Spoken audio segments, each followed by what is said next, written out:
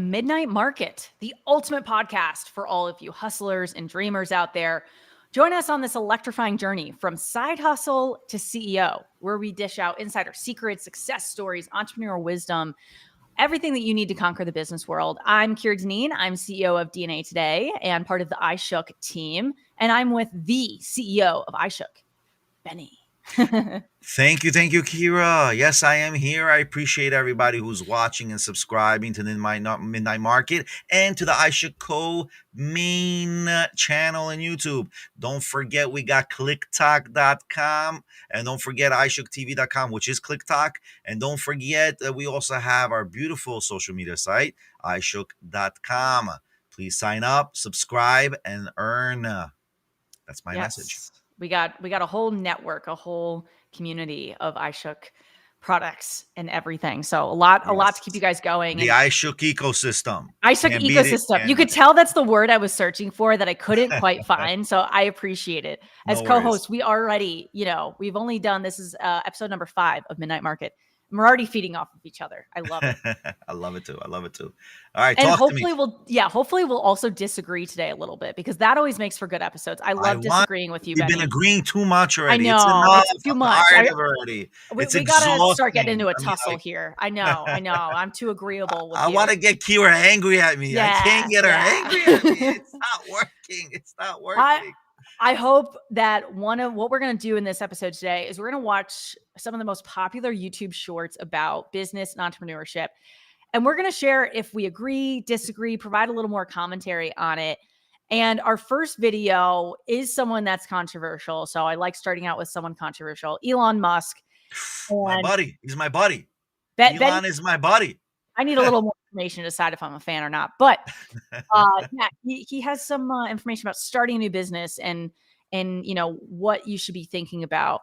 So let's hear from them, and then the two of us will talk about if we agree, disagree, and what's going on there. Here we go. I like this view. All right, let's see, Mr. Elon, what you got to say?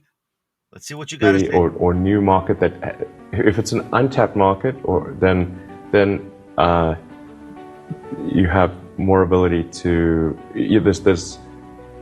The standard is lower for your product or service. But if you're entering anything where there's an existing marketplace against large entrenched competitors, then your product or service needs to be much better than theirs. It can't be a little bit better, because then you put yourself in the shoes of the consumer and they say, why would you buy it as a consumer? You're always going to buy the trusted brand unless there's a big difference.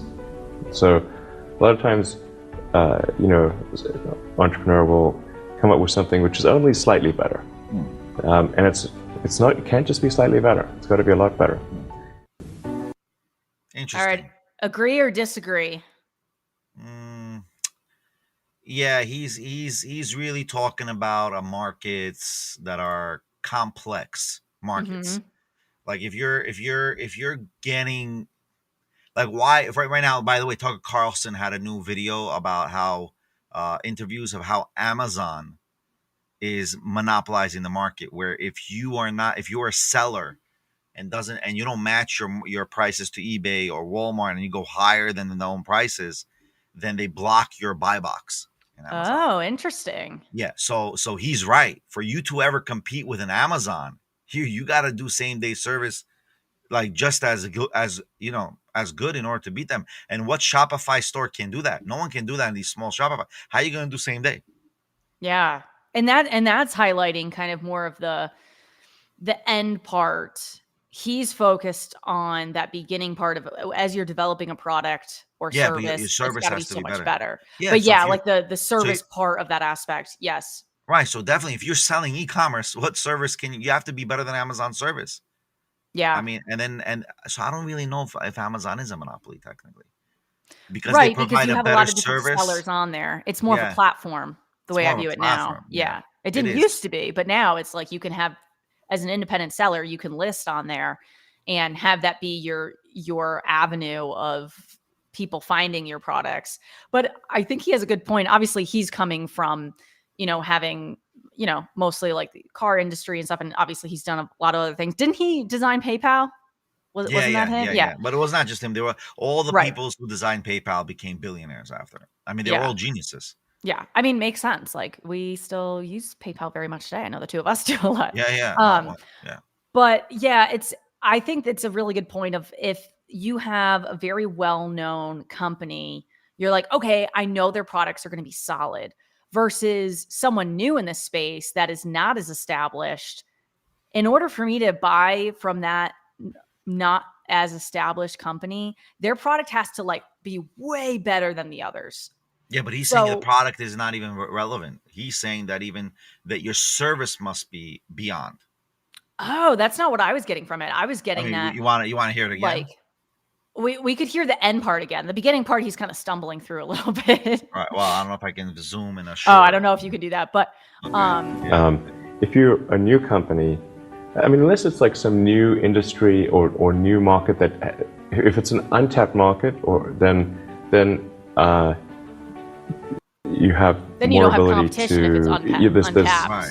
Yeah. The standard is lower for your product or service, but if you're entering anything where there's an existing marketplace against large entrenched competitors, then your product or service needs to be much better than theirs. It can't be a little bit better because then you put yourself in the shoes of the. Yeah, it's either one.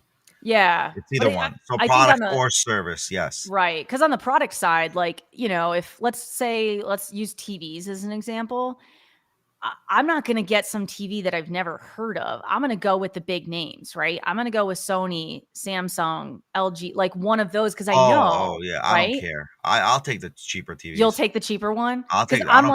I'm a TV head. It's gotta be good. No, like I'm a techie person. Yeah, I understand. But with TVs, I take the cheapest TV possible. You just take the cheapest? Yeah, because TVs don't last anyway. They got an expiration date anyway. So what's the difference? If I can get a cheaper TV, I don't care if it has a 1 year, 2 year less expiration date. I'll just buy another TV. So whatever. Because that's not something to buy high quality because it's not going to last a long time. Especially now. Before in the industry of television, it used to be, Sony. You got to get a Sony because those TVs either last you 20, 30, 40 years, right? Right. But now these TVs, they're not expected to have a high yield, date. I mean, isn't there like a theory where people purposely make their products what's that theory called? I think again? Apple kind of is like that. Is a good example of like your iPhone will start kind of being slow and not really working. And I don't know. I've heard that they set it up kind of that way on purpose. So you're like, oh, this is slow. I guess I should get a new one. No, they do. They don't want it to last you 10 years. No, they don't. And by the way, they can't let it last you 10 years. There's a reason why. Why? Because your patents expire after 10 years. Ah. I can go in the tech space. Yeah, I can go and recreate the first iPhone because it's expired. But what's the point of it? So therefore, they make it on purpose that the expiration date goes, and there's constant movement of updating and recreating the iPhone. So yeah, especially the iOS. Right, and it's just like slowing it down and everything, and because it is remarkable that the iPhone hasn't really changed that much, other than losing the home button. Like it pretty much looks the same as it did in 2007. You know what I mean? Like, it's a little thinner now and all of that, and the screen's a little bigger or whatever, but no, that's kind of a side. I mean, what do you want them to change? You want to make a Z Fold iPhone? Kinda. My brother is slowly leaving the Apple ecosystem, and I am just so entrenched in it. I don't think there's a way out for me, and I'm relatively happy with Apple products, but I mean, seeing his phone, it's like he's got the phone and then it just like turns into like an iPad, like a mini iPad. And, it's like we're sitting watching TV. He just opens it up. He's like, and I'm like, that is really cool. Like, it is, but it'll be cooler for to have the iOS interface. That's no doubt. Oh, definitely. Like, I mean, I love how all my devices talk to each other. I got the Mac, I got the watch. I don't have the iPad anymore. I had the original iPad, but, it's like on my devices, but it doesn't work. Yeah. I still physically have it. Sometimes I load PDFs on it so I can read it like an ebook. But that's all it does anymore. But yeah, I think Elon has a good point here. When you have an untapped market, it's kind of like you have a lot more flexibility to be like, okay, I can just make a good product and I'm not really competing. Yeah, but I think nowadays, how often do you have an untapped market? Well, I think the reality is a product that is new and that has a patent is an untapped market. You got that market. Okay. If you have a unique product, you got that product for 10 years, obviously, if it's patent. Right. But I feel like a lot of things aren't. like, I think something that I'm someone that often, you know, I'm inside for people watching the video and I'm set up with my microphone and everything. But when I'm not recording or not in a meeting, I'm often sitting outside working. And so I'm like, all right, well, I'm used to having multiple screens. So I purchased a thing that basically it's like an extra screen that I can just attach on to my laptop, and it comes with a little thing Oh for yeah, it I to know, do I know that. that. Yeah, love that. And this company that I bought from is the only one that basically had a way where I didn't have to sit at a desk. I could have it in my lap, because the other ones need a little extra support because they're so heavy. So that's something that I'm like, this is the only one that I found that does that. So even though it's a very high quality product, I love it. Even if it was worse, I probably still would have bought it, because there was nothing else like it in the market Exactly. that I found. Yes, so and that's what happens. And that's what yeah. happens. So they, in my mind, in this little tiny area of people like me that want to sit outside and work, but don't want to, like, I want to sit in a chair that kind of leans back. I don't want to be at a table. That's very specific, right? How many people are exactly like that out there? But they got me for it, right? And now I'm looking at, okay, what new products do they have? Now I'm like, now I want to add more products on, because they're going to have something where it can hold my phone as well as another screen, and it's going to do the ring light. They've already proven themselves. Yes. So now I'm in. If they have new products, yeah, I'm going to check it out. And if it looks appealing to me, I'm going to buy it, right? So they've got me as a customer now. Yes. Now I'm not looking at those other companies that have these like quote unquote portable extra screens, because I'm like, no, this is what works for me. I'm done. I did my research. Now I'm like happily stuck with them for a while. Love it. Yeah. I'm same way. Mm-hmm. But not every company, only some. Like, right. It depends. It's gotta be something unique that they've done, and they're gonna also always do unique stuff. I have another company, but I'm not gonna mention their name, and it's a great company, and they've done a lot of products, but I'm not gonna mention their name. Yeah. And I got their first product many years ago when the first iPhone came out, the iPad came out. It was a screen protector. And okay. since then they've become a powerhouse of products, of accessories for phones and tech, and in that itself, they've kind of evolved to what they are now, which is right. It is exciting also as a consumer when you learn about a company when it's early on, because you feel like, hey, I was in on it.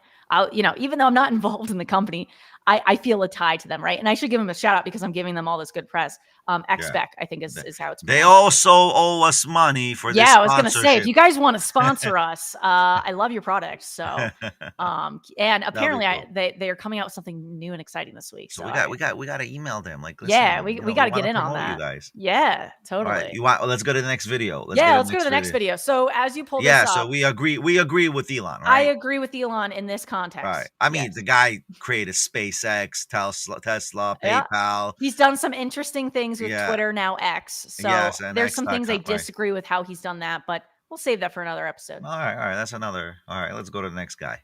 Who's this guy? So this next guy, I have no idea who he is, to be honest. 𝗪𝗏𝗪ci. I heard of him. Yeah. All right, cool. I've seen him pop up in my feeds before.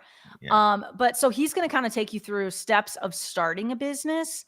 And Benny, I'm interested to hear your thoughts afterwards, because you're someone that started multiple businesses. I've only started one. Yeah. So. I mean, we have other friends who have. Yeah. Okay. Anyway, let's see what seniors, and they're all talking about how they want to get into entrepreneurship, that they're entrepreneurs, they're starting a business. And I was like, hey man, I talked to you 6 months ago. So where are you at with that business? He's like, I'm still getting my LLC set up. What? Dude, that's not starting a business. That's like being able to have a business. There are 4 steps to start a business that anyone can do. Step 1, get an article of incorporation that you can get online. Step 2, take that of incorporation to go to a bank and open a bank account. Step 3, connect payment processor to said bank account to collect money. Step 4, provide value to a stranger in exchange for money. That's it. And they could have done all of those things in the time that they were talking about the business that they wanted to start. So I'm at this dinner with a bunch of college seniors. Yeah. All right. So what do you say? I say I agree. A lot of people talk the talk, but they don't walk the walk. Like, you talk about, I'm going to have this business and stuff. It's not that hard. Set up an LLC, like he said, and then you're like, all right, set that up. You get the EIN number. We're talking 36 hours. This can be done. 36 hours. Again, this is for the reals. In 36 hours, you can get an LLC done. You can get it. You can get the information with your name, your details. You could literally go to the bank on. You can literally open an account online, then make an appointment with a bank within 36 hours. Have your account open. and then connect Stripe, PayPal, or Square into your bank account. Yeah. 36 hours. That means you're not a real entrepreneur if you took 6 months to say, I'm still working on opening an LLC. You're a fool. The person's a fool. Red He's flag not a real if they're asked, if you're hearing this at a party or something, and they're like, oh, I'd love you to invest. And they're like, yeah, I'm still working on the LLC. Red flag.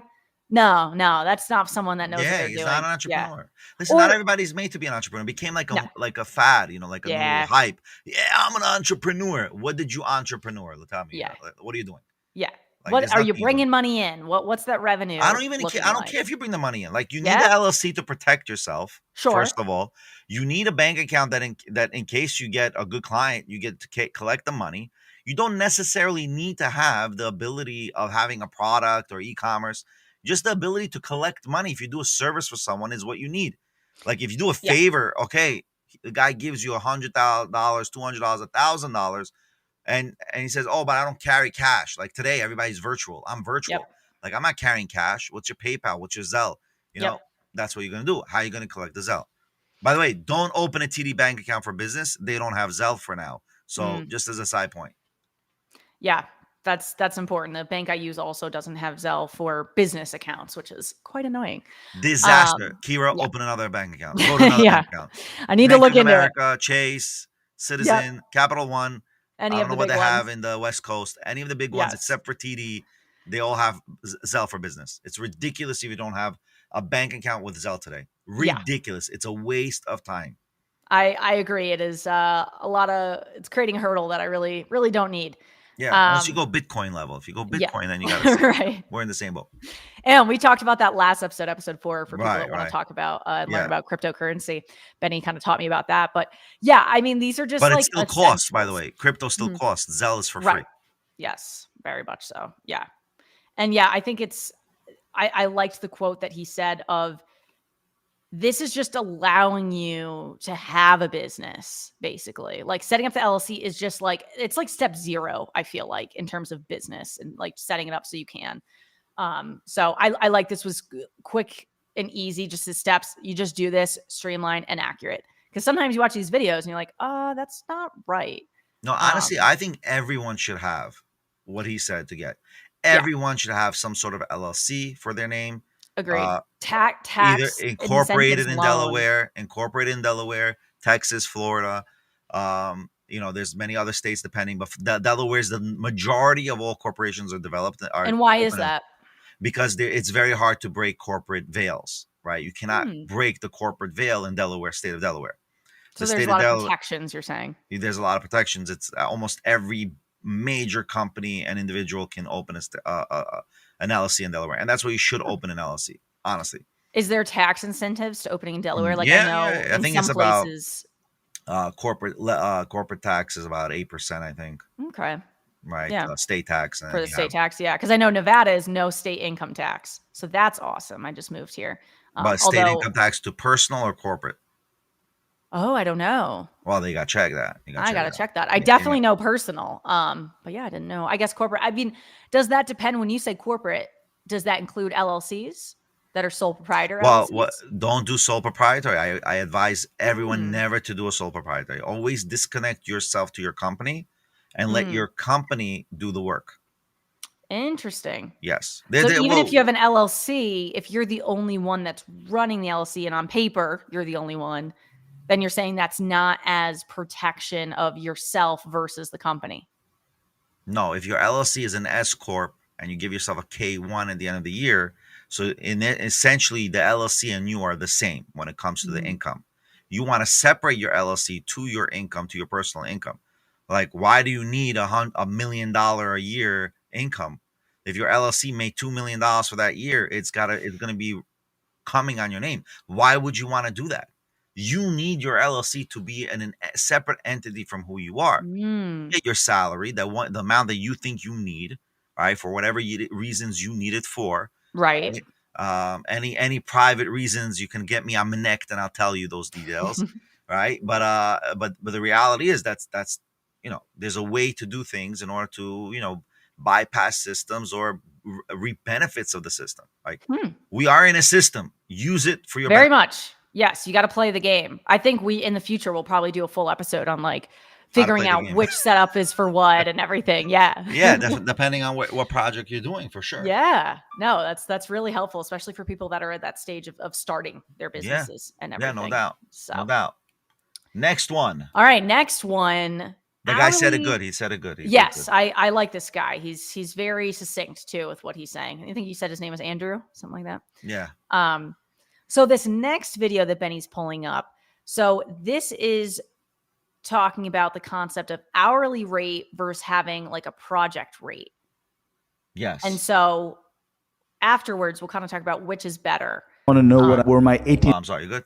No, go for it. Yeah, yeah. $18,000 is going. Does that mean if I work less hours, I should charge you less? Yeah. So if I go over those hours, I should charge you more? Sure. Really? Yeah. Okay, so you're saying to me, you value this logo taking longer rather than shorter. So it means if I just tell you it took me 4 months to work on it, you will now owe me $36,000. If it's in my budget and if I think you're worth it, but I would also ask, why would it take that long to make that logo? I wouldn't put a lot of effort into it. But I could hire somebody else who would charge me the same rate, but do it quicker. So you value time over money then? Sure, as a business person, yeah. So here's the deal. I work really fast. I can come up with a logo, but I'm being punished for me being efficient and really good. You understand the logic doesn't work now? Sure. That's the problem. So if I could do a logo for you right now and you love it in 5 minutes, are you saying it's worth less than 18 or is it worth more now? It's worth more. So charging by the hour punishes me for being good. Why? Yeah. Do you agree? What do you think? Yeah, but one thing I don't like about, because he has another video. Okay. Where he says he upcharges now his value. Yes. In order to diminish, to drop the individuals who are hiring him. Right. I think that's a mistake. Like in the other video that he says, don't do that. I mean, you want to raise it to stop people from like literally booking you. He did it. He said it again. I'm charging more to prevent bookings because I'm being booked all the time. But that's the opposite. You didn't utilize that situation for your benefit. If people are booking you all the time, raise it maybe 10%, 15% higher, and then get other people who work with you or who trained under you to take over, right? Spread the wealth. I mean, like, that's one thing I don't like. What he is saying for sure, everything when it comes to service is about time. It is. It's about time. And if I charge you for my time, $300, $400, or $1,000 a time, I get it. But at the same time, guess what? In my experience, when you overcharge your time, you lose opportunity of meeting new people. Yeah. And I like to meet new people. I like to create new resources of people who can do things for me. But by you blocking your time at such high numbers, you already blocking the opportunities of people who can be the next millionaires, billionaires, or whatever it is. Because obviously, if a person's already paying you $2,000, that guy got money. Right. That person got money. So they're booking you. You want that relationship. Not only did you get a friend, you also got a friend who paid you money for your time. Yeah. Why wouldn't you do that? But those who charge like high numbers, I'm not going to say what's a high number. Everyone knows that they're high number. You're just basically blocking any future of smaller people. So I tell people, there's no difference between a millionaire, multimillionaire, or a billionaire, right? Just because you got great opportunities to get to the billions doesn't mean that you're more resourceful than I am. Right? I know people who are millionaires who come to me for help. Right. Their life stories, right? And why do they come to me for help? Is because the knowledge resource I have is much more than the knowledge resource they have. So your people are forgetting what resources other people have. People think it's all about the money resource. It's not about the money resource. It's the knowledge-based resource. I know things 10 times more. Like if you give me any company, I can show you what your company is doing that's making them lose money and what they can do to make them not lose money. I'm not going to promise you to make you money, but I'm for sure promise you what you need to do not to lose money. Right. And I think you highlight a lot of great aspects of this. And I think one of them is when you're paying for someone's time, you're not just paying them for that 1 hour it took to do a project or whatever, the 10 hours or whatever. You're paying for the expertise for that time and all the years it took them to be able to do something in an hour that might take someone else 10 hours. So as an example, I'm obviously on here. I'm the host, co-host of this show, but I also do editing. And so I work with a lot of other clients, and I do podcast editing for them. They're not just paying me for the hour it takes to edit that audio file. They're paying for someone that has been working in this field for 13 years, that I've become very efficient at editing and really good at it. Yeah, they could hire someone else that doesn't have as much experience to do that, and it's going to take them 4 times as long to do it. I can do it shorter. So I should be charging a higher hourly rate than that other person that doesn't have as much experience. Because let's say I charge $150 an hour. That other person might charge $75 an hour, but it's going to take them 4 hours, whereas it's only going to take me 1. So I'm also going to be cheaper, being more efficient. So it's kind of figuring out those numbers, and that you also don't want to isolate yourself, like you're saying, Benny, from getting new business. And some people are going to have a big budget for you, others aren't. And so for me, when I work with nonprofits, I have a different rate for nonprofits than I do for profit businesses, because it's 2 different ball games. They've got different marketing budgets. They can't afford that higher rate. So it's knowing your audience too. No doubt, agreed. But there's a caveat. What I tell people, like this guy who does this logo, or he's saying that he does logos, right? Charge me per logo. Don't charge me per your time. Yes, that makes sense. You tell me you make logos, right? Yep. You tell me a logo. Give me a project-based charge. You say my logos cost $5,000. Okay, let me see your logos. Yep. Okay, I like Let me see your your branding. portfolio. Yeah, I like how your you've branding. done this. Yep. I like how you've done this. Fine. Here's $5,000. But what people's do, and this is really because of my experience within the engineering and architectural world in Sure. construction, levels and zoning. Most architects and engineers charge by the hour, and they delay your project. When they should be going by project. The engineer or architect should already know how long it takes. You already have done this for years. And plus, before you're an architect and engineer, you got to be a draftsperson. You got to go through the rounds. So now, with that being said, you know how long it takes to do 1 page of architectural drawing. So do the math. How many pages do you need for this project based on square footage? And just give a flat rate fee, 20,000, 30,000. That's it. Just give me the because it's also advantageous for them, because if that's the project, they kind of know how long it takes, and they're like, all right, it's going to be 20,000 for this project. They're incentivized to do it faster, because otherwise they're wasting their time. No doubt. So you win because you know exactly how much you're paying, and they win because they can do it. They can try to do it as efficiently as possible. And if they don't, that's their own problem. Yeah, but they're doing it on purpose. Why are they doing it? They're doing it in order for them not Well, when it's hourly, they're doing it on purpose, because then they make more money in the end. Of course. That's the idea. And then they can blame it to the client that he's not ready. Because, okay, we're charging the hour. Okay, we'll start that now.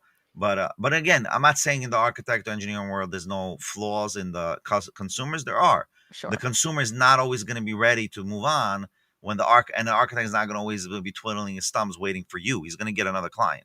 Yeah. So it's a little bit catch-22. It's a little bit complicated. Yeah. That's my opinion. It's tough. I think everything is case by case, whether you should be hourly or project. But I think if you can be, project-based is better. Project-based is always better. I love project-based projects. I mean, charges. Yeah. No, it's definitely. But I liked this one. It kind of made me think a little bit more.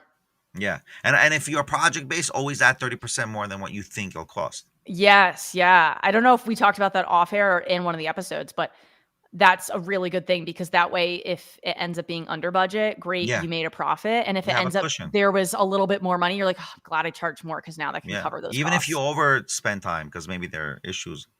Right. All right, let's get to our next buddy. Our next buddy. Who's this? Ooh, what's his name? Mark Cuban. Mark Cuban. All right, let's see what Mr. Marky has. Let's hear it. Cuban, I'm sorry. Moron. There's so many uncertainties involved with starting a business, yet the one certainty that you'll have to have is paying back your loan.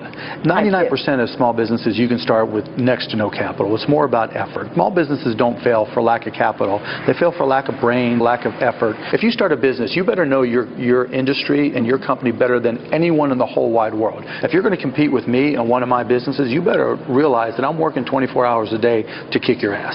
If you're starting a business and you take out a loan, you're a moron. There's so Okay, I just wanted that front to the first page. Yes. So Okay, I overall go ahead. disagree. Where are you Okay. at with this? See, what he said initially here kind of contradicts what Elon Musk said, right? Yeah. So Elon is saying you need to be competitive, you need to have, like, but for you to be competitive at either on the product or the service, you have to have money to do so. Right. Like, how he's saying I can start a small business with a zero competition, but look what he's saying. He has a disproportionate evaluation. Like, this is, you're Mark Cuban. You have billions of dollars. Right. You said right now you're working 24/7. You're saying I shouldn't take a loan or I shouldn't take money in order to compete with you. How am I going to compete with you? Disagree. Unless Because, unless you just already have so much money, like Mark Cuban, if he starts a new company, he can just take from his own wealth. Most people don't have a ton of wealth to just pull from to start a business. So most companies have started with a loan. Yes, you want to be smart about it. You don't want to take a massive loan and you don't have a clear projection of how you're going to be able to pay that back. And then at what point are you going to start making a profit, in what year or what month, whatever that looks like. So I disagree. Most people are going to need to take a loan to start their business because you need money to be able to do all these things. Yes, I agree that you need to have a good idea. You need to be passionate. You need to be ready to put the work in. I mean, we're called Midnight Market for a reason here, burning that midnight oil, right? At the beginning, sure. But him saying he still works 24 hours a day, nah. I'm calling BS on that. He's not working 24 hours a day. He's got people for that. Well, that's technically him. I mean, they're his messengers. Right, they're his messengers. But it's like, you're not working 24 I'm sure hours he works a day. 10 hours, 15 hours a day. I mean, he probably works a decent day. Yeah. But it's like he's overseeing things. So it's a little bit different. He's not boots on the ground kind of thing. But the thing is, honestly, okay, yeah, I got what you're saying. But I think we're nitpicking too much on how he's working. For sure, he's not working himself like 24 hours a day, but his operation is 24 hours a day. Sure. Yes. No, I agree with That's the phrasing what he's of that. referring Yes. because it's his, so he's going to refer to his see. self person. Right? I thought he was saying, "I just never sleep." And no, I cannot imagine he never sleeps. I mean, I think he lives good. But I don't think this is his intent. His intent is to give advice, but the outcome of what he's saying seems to be he's telling everybody, listen to me carefully. If you take a loan, you're going to lose your money because I'm going to outpace work on you. And that's what it makes me feel when he's saying that, and not feel, but makes me see it. I see it. Those are the words you basically are saying, more or less. You're saying, don't take a loan. You're a moron for taking a loan. Not you specifically, Kiera. Right. But that's what I'm repeating what he's saying. I'm trying to be, socially hey, if it's correct. warranted, you could call me a moron. If it's warranted, it's not yet, but I may say something and you're like, oh, this is the moment. No. The most closest word I will say in with moron is oxymoron, which doesn't mean you're a moron, just means you're contradicting yourself. Yes. Right. That's what it is. That was a good save, Betty. Yeah. So in reality, Mark Cuban, I respect you, brother, but I think you're really discouraging people with your advice. Not taking a loan. But again, in other sense, he is right, because the previous one we said, when you open the LLC, you open whatever it is, and you can already start charging services, and literally that is no money down. That's like what, $500 to $1,000 opening all those things. So in that aspect, I agree with him. But in the aspect where he's saying that if you have a product or service, which is really what I think he's referring to as a small business, or if you have a store, but again, how can you have a store without any loan? I mean, you need money to open a store. He's being very macro and micro at the same time, and we don't know what it's referring to, right? Right. I think he's very. I think it's very weak. I know it's a snippet, but still, right. So we do have to say that we're taking something out of context. We haven't heard the full long form context. Yeah, but at the same time, now I know why Elon Musk talks the way he talks, because he knows shorts are going to come out of his words. Definitely, and we all have to be aware of that, right? Yeah. So you have to make sure that your statements, no matter what, your 30 to 90-second statements are specific to ideas. It's not going to become a sound bit on CNN and you're going to get made fun of. So, I don't care if they make fun of me. It's better.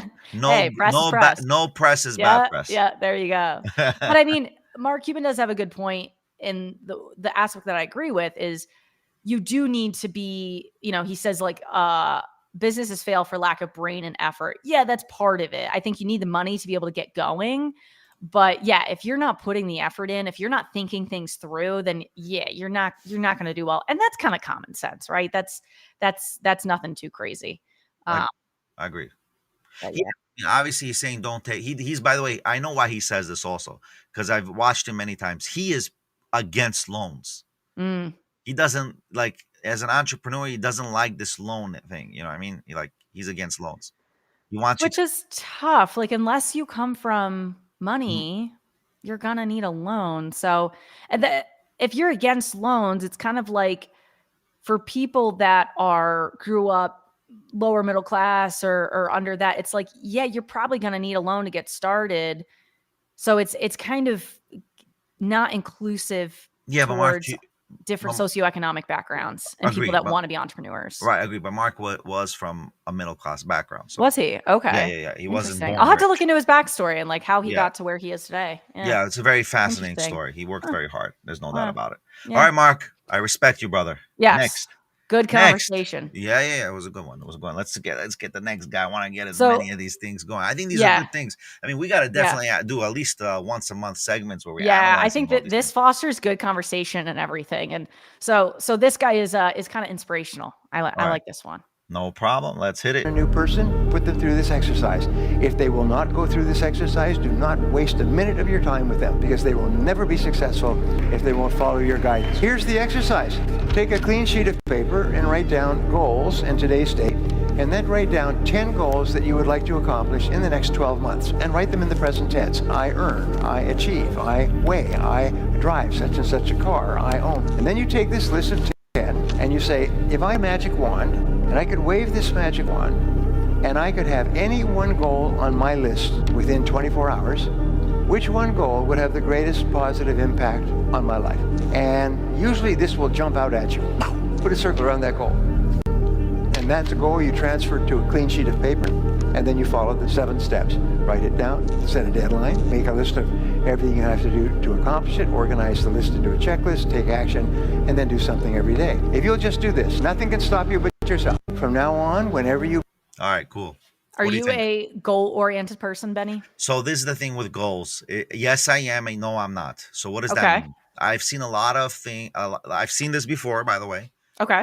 And I've seen a lot of other type of, I guess, shorts you can say, or podcasts on YouTube and all the socials about what is the danger of creating goals. The danger in creating goals is creating a high expectation of yourself that tomorrow you might never meet, because goals are really not it's something that you want to achieve, but you never know if you can achieve it. So it's a little bit complicated. He is right. What he's doing is more maybe in the middle. Right. You're taking 10 goals, take the one that you really know you can do. That's what's going to really pop up, and then you'll be able to do it. But the way I set up my goals is, if I can reach 10% of my high expectation goals, I already reached what I need to reach. That's the way I look at it. If I can reach 10%, make it manageable. Like, if you can make it like, oh, I did X, but I want to do like Y, but I got to level C, I'm not all the way to Y, like in the spectrum of the letters, right? In number sequence, I want to go to 10, but I reached 2. Thank God I reached to 2. And not, I'm closer to 10 than before. But then you have these goals that are non-reachable, non-attainable. I don't like that. When you do a non-attainable goal, you're setting yourself up for failure. Yeah. Why would you set up yourself for failure? I don't know. Unless you're setting up goals that you already are self-aware of what you're capable of doing. But not only are you self-aware of what you're capable of doing, you're self-aware of what opportunities will be in front of you. Very complex. These are things that are beyond your reach, beyond your control.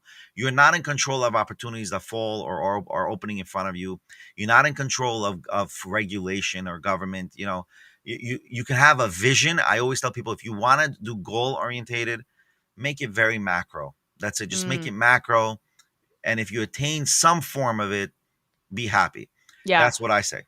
I agree with the thought process behind it and having specific goals too, because if you say, I want to grow my podcast, well, how are you going to say if you really did or not? Right. So I think making it a manageable goal, I want to grow my podcast 10%. in a quarter, a year, whatever.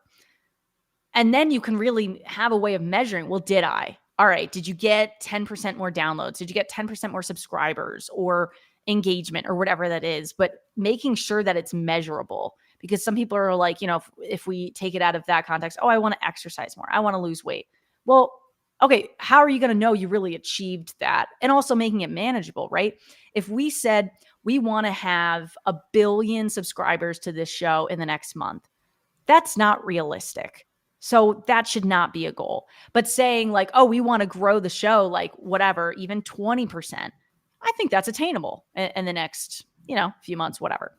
So I think making sure that it's reasonable. And then I like how, this gentleman said, like, break it down into like what the steps are to get there. Because then once you have it all laid out, then you're just following through. So I like how he does it that way and to focus. At first he had that, all right, make a list of 10 goals you have for this next year or whatever he said time period wise. And then, all right, now focus on one of those. It's like, it's good to have those other goals in mind. You could work towards them, but focus and not just, I want to do all these things. It's like, you're not going to do that. People that have like, I have 10 New Year's resolutions. You have 10, it'd be amazing if one stick. If you have one and you're focused on that, way more likely that's going to happen. Yeah, but the other thing is, for example, to specify on your example, which is subscribers or YouTube or social media. Now, you know how you have in the ancients, Greek mythology, they had labyrinths, right? Sure. And there was always a test to go through a labyrinth, right? Always. Right. And then you would either have to be smart enough to understand how to go through the labyrinth, or you would have the special map through the labyrinth, or you're able to just break through the labyrinth. Mm. When you have a goal as a social media influencer, if you don't understand how the algorithms of all these platforms are working, you're literally just trying to throw your head through the labyrinth and not going through the maze. So I suggest every single person learn how the systems work in order for you to do it. And if you want to break through the walls, it's called money. Buy marketing companies, buy positions in the social media to jumpstart your position, which is nothing wrong with that. That's the game today. It is. It's not organic like it used to be. Where it was where the labyrinth will move for you in order to get to the end goal. Now the labyrinth is moving against you. So if you want it, you got to feed it because it's alive. Yes. Yeah. That's why I tell people, right? You got these are good to have goal orientations, but don't be head against the wall and just knocking your head constantly. Learn what's in front of you. So if you want to have those subscribers, don't feel discouraged. Oh, I'm not getting any subscribers, because you're not using the tools needed to get yourself in the positions. Right. And one strategy that you might start with may not work. You got to check in with yourself. Is this leading towards achieving that goal, or do I have to recalibrate and figure out a different way of doing things? And that's going to apply to a lot. Agreed. Yeah. Agreed. Awesome. Let's get to the next. Who's our next sacrificial lamb? Yes. So our next one, we're kind of going back to the concept of how you're paid. I really don't want to spend. Guy, right? So talking about having a rate of, all right, I'm going to charge you X amount per hour or project, kind of lumping those together now. Or do you say, when I bring new customers to you, I get a % of that new revenue? So I like this concept, and I like how they're kind of arguing a little bit here. Sorry, I'm going crazy because there's a fly in here. So definitely play that video. Too many ideas coming at me. All right, more than $1,000. I understand. $1,000 is a lot for you. I'd like to propose something else. I'll do the video for you for free. If we get the results that you want, I'd like a percentage of the results. Can we do that? No risk to you at all. That sounds fantastic. What's the percentage that you're thinking? We're talking about measuring the difference between traffic and revenue that you get. There's lots of things I can't control. So all I want to do is get paid per new customer that walks in your door. How about, since you say each customer is going to spend $100 with you, let's go half, $50. No risk to you. I take all the risk, and I rely on your honesty. What's the hesitation? I'm concerned that you're going to make a banger video, and then we're going to get a lot of clients in the door. And then I'm going to be out 50% of that revenue. What if it exceeds 1,000? It's going to exceed 1,000. That's the whole point. I take all the risk. Or you can just pay me what I'm worth and you keep all the profit. I really don't want to spend more than $1,000. Okay. Which would you do, Benny? If you were the guy paying for the video, which would you do in this scenario? Okay, so this is the shtick. Mm-hmm. The guy with the necklace, right? First, I saw this video also. Yeah. I'm glad that at least 4 of the videos you presented, I already saw. Yeah, right. Yeah, I tried to find the viral ones. Yes, yeah. These are the viral ones, right? So, yeah, he is making a huge mistake. The guy with the chain, massive mistake. You don't have the $1,000, right? Like he doesn't have the money to pay. I think he has only $1,000. He can't pay. This guy, we had him before, right? With the logo. Yep. He's the logo man. Yep. He's the logo guy. So he doesn't have the $1,000, right? And he's offering to do a video for free. Dude, you have no ability to pay him. Yep. And now you're counting potential money that doesn't exist. Yep. Let him do the video for the first round, right? With 1,000 customers. Or whatever you think, you're getting 50% of doing nothing. Yeah.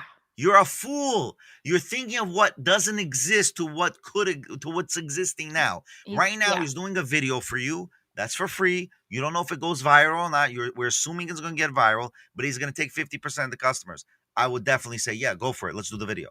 Yeah. And then after I do this video, then the next video, here's your money extra. Do another video for me. Right. Now I want you to I'm going to pay you the flat rate instead of that new customer acquisition.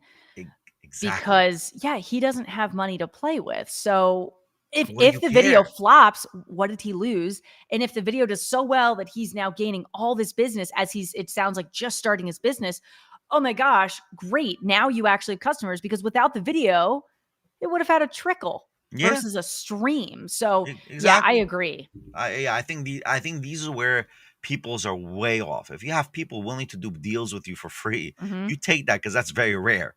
The rarity of him doing a viral video is much more than what you can ever do. I mean, like, you're gonna pay for what? It's like, I don't know. I think he's way off, the guy with the chain. I think his assessment is way off, and this is why many people's like him will have a difficulty in making money tomorrow. Right. And I think too, that doesn't it show how confident that video producer is to be like, I know I'm going to make a great product, because I'm not even asking to get paid on the product alone. I'm asking just for all the customers I'm bringing you. So I'd be like, wow, this person is so confident in what they do. That makes me more confident that it's also going to be a great video in terms of whatever time I need to consult with this person to make the video, right? Because like that is a little bit of it. You can't just have the person make the video. You're probably going to have to say, all right, this is what I'm thinking. There's a little bit more information about our company and what we offer and all of that stuff. Yeah, but you can see he does lectures, and a lot of people come. Right. Yeah. So, I mean, if this guy offered me a free video, I'd say yes before he finished the sentence. I mean, clearly he knows what he's doing, right? No doubt. I agreed. Let's hit one more up. Let's check this one out. So which one is this guy? But you want to see if you're a brave person. Okay, which one is this? About never quitting. Oh, okay. Let's hit it. What they call the 4 o'clock in the morning courage. Wait when things go completely to pieces, when things are the worst, when your very best deal falls apart and your rent is late and you're tired and you're sick and everybody is mad at you and your car doesn't work. Then it's the person that picks themselves up and says, nothing is going to stop me. You know, the best quality in the world that you can develop is to develop the quality of being unstoppable. Say in yourself that no matter what life throws at me, it'll never stop me. No matter how rough it gets, I will never quit. And nothing will ever stop me. Make the decision that you can be tired, you can be worn out, but nothing is ever going to stop you. But if you want to see if you're a brave person, what they call the 4 o'clock in the morning. Very good. I like that. 4 o'clock in the morning courage. What do you think? Yeah, I love this, because I think that unless you are that kind of like unstoppable, which I think that is kind of, I don't know. I kind of want a better term for that, of just being very determined, that you're just tenacious, maybe is a better term, that you're just going to keep going, even when your business is not doing that well, that you're like, I see the future and I see what I need to change. And I'm going to stick with it. My business, I wasn't trying to have it be a business for a long time. And then I was like, you know what? We've got this great product. Now I'm going to start, trying to get sponsors and everything like that for my main show. But there are times where, especially towards the beginning of doing that, we weren't making money for a little bit, but I hung in there. I was like, I'm still going to produce an episode. I'm still going to do all of this, because I'm like, I see the money I can make in the future, and I'm determined to keep this going. And that's, I think, why I'm successful today and why that show is successful. but we're all going to hit, and we've talked about our failures on the show, Benny. We're all going to hit failures, but it's really, all right, how are we bouncing back from that? What are we learning from it? And how are we applying in the future? Because you are inevitably, no matter what you do in life, are going to fail. How are you returning from that and coming out stronger on the other end? Agreed. Now, there is this is a Talmudic concept that it says, nothing can stand in front of ultimate will. When a person reaches ultimate will, everything is before him. It's really up to him. So yeah, the 4 o'clock in the morning courage, right? I get it. It's like you're like where you're already tired, you're exhausted, and you're just running it. You're cranking it. You know what I mean? That's the midnight market. Yes. Midnight oil. Yeah. Yes, very much. So I agree with this. I saw this also as well many times. And definitely listen, the ability to have this massive ultimate will, it's very important, but there's a minus to it, right? What's the minus? You got to think logically. When you have this ultimate will, it's not my way or the highway. You got to be able to adapt what's in front of you. This is so important in any business and any project. Adapt. If you don't have that AAA, you're going to lose. Yeah. You need to have that support network and ability to shift gears and all of that. And I think that's where you need to have all those resources to be able to do all those things. I think, obviously this is just a clip, right?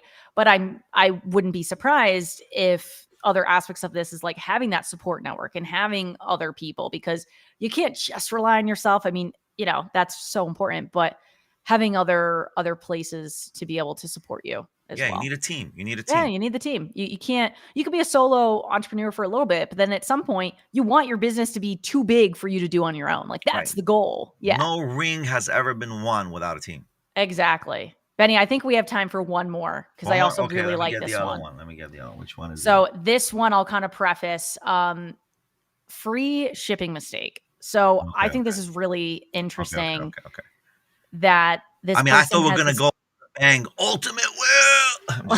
Yes, that is true. Right. We'll end it with more of a business focus. Yes. There's a company that sold chocolate covered pretzels. And this company, when you air on Shark Tank, it's like Dragon's Den. You get a big push, all the PR, all the marketing, and people buy those products. So she had chocolate covered pretzels. We worked with her. Her cost was $14. She sells them for $29.95. This is going to air. She should kill it. It airs, tons of sales. Her cash is going like this. I'm like, what is going on with your cash? Oh, we decided to do free shipping just to make our customers happy. So she has $15 in profit margin. How much is your shipping? $16. There's a company that sold chocolate covered. Wow, what a mistake. Rookie move, right? What a mistake. You got that whole process. You got this whole Shark Tank behind you. Yeah, this is where Mark Cuban is right on. This is for sure. You're giving free shipping at $16.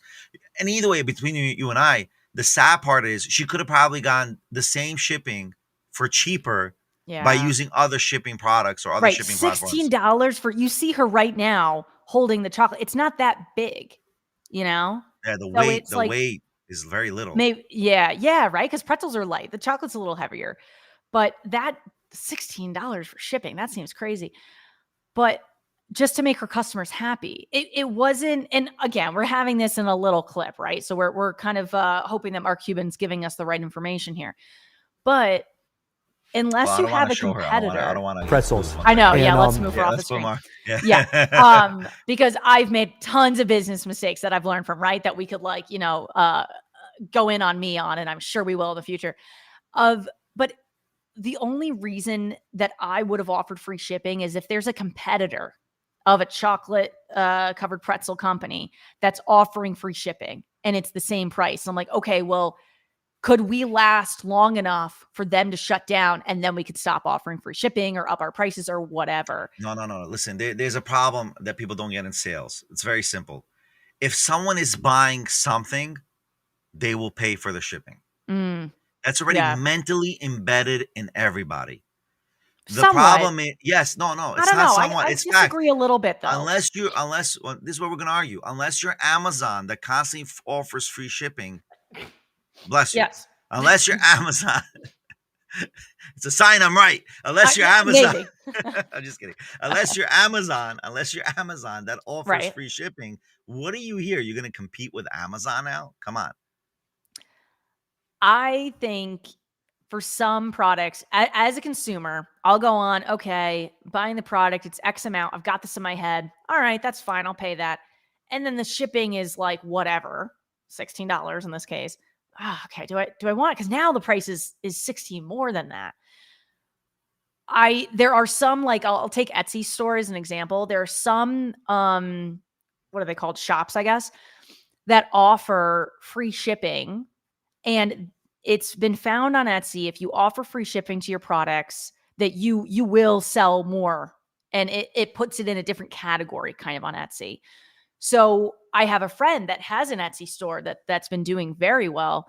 And what she did was she increased the prices to include that whatever, let's say the cost was $100 and the shipping was going to be this 16.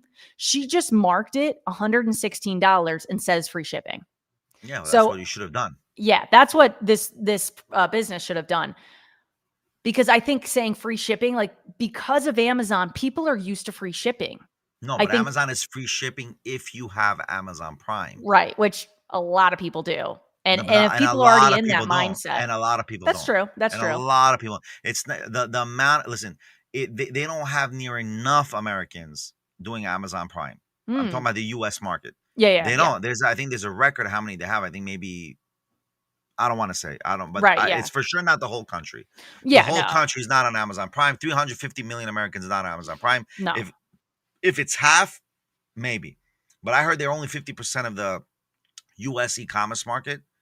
And I heard that this I know for sure. I just read. I saw this in Tucker Carlson, right? In that video where they're sure that you mentioned, where he mentioned about the Amazon, how it could potentially be a monopoly. But now at the same time, they also said that if they are 50% of the e-commerce market, that means not all the 50%, not all of that 50% are Amazon Prime shopper, members. All Prime. Yeah. Listen, don't get me wrong. I'm a Prime member. I'm not a Walmart. I still buy other sites if Amazon doesn't have it. But the only reason why I buy from Amazon, because whenever I need something, I need it now. I don't, Right. You're going to get in some cases. Now I live in Las Vegas now, and there must be a distribution site or something close to us, because sometimes I'll get it in a few hours. It's like insane. Yeah, that's possible. I'm sure it's similar in Brooklyn. Yeah. Right. But yeah, I think it's offering something where you don't need to be competitive just to make your customers happy. Not if it costs money. It's something that makes your customers happy. Like, if you're a small business and you write a little handwritten note when someone orders, over $1,000 in merchandise or something, right? And you're like, thank you so much for supporting my small business, whatever. And you feel like that connects you. That doesn't cost you money. That's kind of a moment. Great. Awesome. Things like that I think are great. But offering a free service that's going to cost your company, I feel like you got to really be mindful of, well, how are you making up that money elsewhere? Well, the thing is, you got to understand what she made, whatever the entrepreneur made a mistake was very simple. You had a Shark Tank influence. Yeah. You had the ultimate marketing. Yes. You could have made that money instead of making them happy now, right? They were happy already to buy it from you because that's why you already got those shoppers. They want to support you. They saw you on the show. They were going to pay the shipping anyway. And then you could have been on the plus and still rewarded them with another package of pretzels or something. Yeah. There's other ways that they could have made more money. They could have a bonus pack. Or whatever it is. That's advice that I've gotten recently I'm in an entrepreneur group, and we get together every couple of weeks. And so one of the advice I got was, don't be offering discounts to companies, like financially, like, if you have a package, whatever costs X amount, I'll give you 20% off. They're like, stop doing that. Instead, say, if you buy this, I'll throw in an extra, because then I'm not making less money, but they're still happy because they're getting something else. No, not just that. Yeah. I like that concept. I always tell people, when you do catering, right? The catering business, right? In catering, never cut corners in food. You always have to make quality and give more. Yeah. If you want me to come back and eat by you, You got to give quality and you got to give more. So certain restaurants in Manhattan, I go because of that quality, and I get a lot, and I get good food. And it's not the tiny thing where you're like, that course was a bite. Exactly. And that's where you really have to push it in that sense. Right. In catering, I would think, like, instead of offering discount, whatever, you could say, oh, if you're ordering this much food or this many courses or for this many people, we'll also throw in a dessert or something, instead of being like a percentage off, or we'll have more food for every meal, like having a little extra. Bottom line's advisor. Yeah. Right. Don't cut corners. Give me more for the money. Yep. Exactly. If I already agreed to give you X amount of money and then you give me more, I'm like, wow, I paid this amount. I got extra. And I got extra. I mean? Yeah. Exactly. I think that's cutting awesome. the price is okay. You cut my price, but then I feel you're going to cut your service. And those people probably have the budgets to be able to pay full price. So you're just missing out on money. Anyone who already agreed on paying full price, why are you going to give them a discount? Yeah, give them extra. That's already ridiculous. You want to show gratitude? Give more. Give more. See, I did a bonus here for you. Next round, I'm going to give you another hour worth of service or whatever it is. If you're in the service market, or you're going to say, listen, the next round, I'm going to do that. Like, figure out a way to give a bonus. Yeah, that's what I love think. it. And that's what everybody should be doing. Give bonuses. Yep. Give more than what you can do that in every business model. There's always room to do that. Definitely. Exactly. Well, we have just talked. I love it. We watched, what did we watch? 8 awesome videos that were able to really like dive into different concepts today, and nice to hear other people's voices and what they were thinking about. So thank you everybody for tuning in. Another great episode of Midnight Market, and we'll be back next week with another installment for episode 6. And we really appreciate any comments, feedback you guys have for the show. You can throw them in the comments, and we would love to respond to those. But Benny, thank you for another good, stimulating conversation. Excellent. I love it, Kiera. Till next time, our subscribers will not forget to subscribe to clicktalk.com or ClickTalk app, iShook QR code. iShook TV. There's the here, QR code. And then don't forget also iShookCo.com, our social media platform where you are uncensored with a little house rules. May God bless, be well, everybody. And don't forget, burn the midnight oil. Burn that midnight oil.